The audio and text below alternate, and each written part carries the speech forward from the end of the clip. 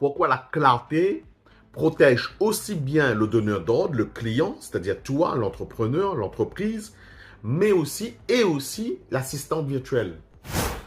En fait, si tu donnes des consignes à l'oral ou dans un vocal WhatsApp, eh ben, il n'y a pas de preuve factuelle. La preuve va rester, mais il faut retranscrire l'information.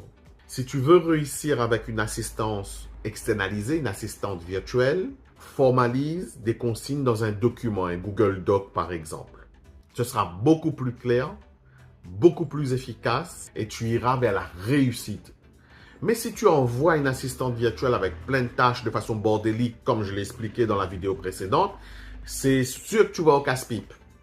Désolé de te le dire. Donc, c'est pour ça que c'est super important d'avoir une preuve factuelle pour éviter les incompréhensions, les litiges, les insatisfactions. Et puis, souvent, dans l'assistance virtuelle, notamment avec des pays offshore comme Madagascar, ce sont des pays francophones. La personne ne parle pas français nativement chez elle, elle parle le malagasy, le malgache. Et donc, elle doit réfléchir en malgache, traduire en français. C'est pour ça que moi, je recommande de faire des vidéos longues. Petite vidéo de 2 ou 3 minutes, 4 minutes maximum, voire 5 minutes.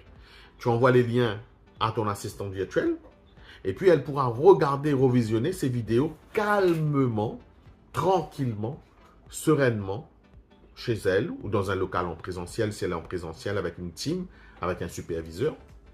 Et cela augmentera considérablement la qualité de la production et les services rendus. Super important.